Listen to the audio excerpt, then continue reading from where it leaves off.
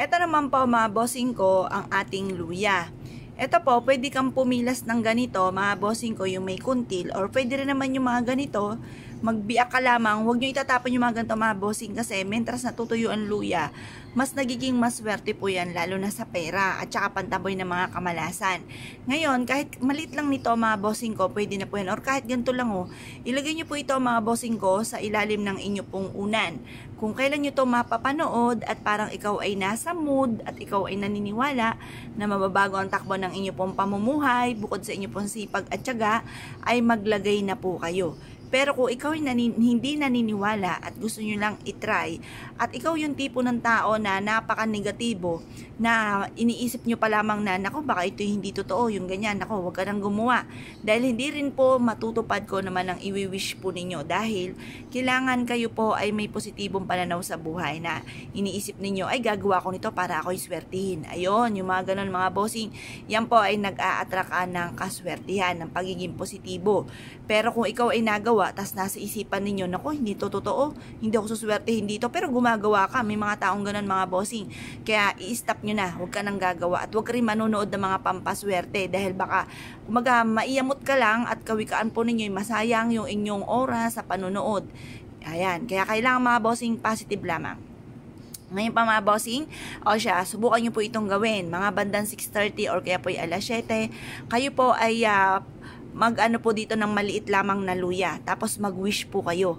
Ang mga wishes po ninyo, huwag nyong gagamitan ng sana. Kasi once na ito ay may sana, hindi po natutupad mga bossing. Kasi pag may sana, parang alanganin ka pa, parang 50-50, parang negative pa rin po yan kasi may sana. Kaya kailangan lagi nyo sasabihin, magkakaroon ako ng maraming pera. Walang sana. Ganon, direct to the point. At naniniwala ka na mas gagalingan ninyo, masisipagan ninyo, kaya walang imposible kung kaya't kayo po ay magkakaroon ng maraming pera. O baka sabihin po ninyo, bakit ganun, gagawa pa ako ng pampaswerte? Magsisipag rin pala ako. Siyempre mga bossing, ganun talaga. Kailangan po kayo po ay magsipag, lalo na kung ang inyong problema ay pera, lubog sa pagkakautang. Kasi mga bossing, kung kayo po ay isa sa mga gawa lang ng gawa ng mga pampaswerte, bili lang ng bili ng mga pampaswerte, ay baka ikaw ay maiyamot kung walang swerteng dumating lalo na sa pera.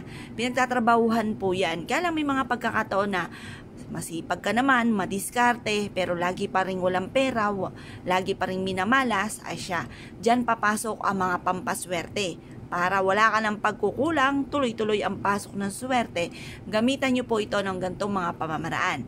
Mag-wish po kayo ng walang gamit na sana, direct to the point, magkakaroon ako ng negosyo, nandito na ako, yayaman. Yayaman ako at magiging matagumpay, magkakaroon ako ng napakaraming pera.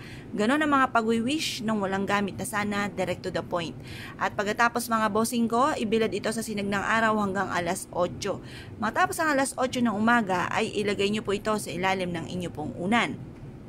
Tapos, lagi nyo ugaliin na magkakaroon ako ng maraming pera. Yung mga magagandang salitain, mga pangarap, yan po ay lagi nyo ibubukas sa bibig. Pero, wag nyo na munang sasabihin sa ibang tao kasi nakukontra mga bossing, nauudlot. Yan na yung swerte, naudlot pa mga bossing. Yung halimbawa ay ganito. Halimbawa, ahente ka ng lupa. Pagkatapos, meron kang kausap ng umaga, bibili na kinabukasan. Ngayon, sa sobrang saya ninyo, ichinika nyo na ito sa iba. Huy, may bibili na ng lupa, ganyan, magkakaroon ako ng pera, ganyan.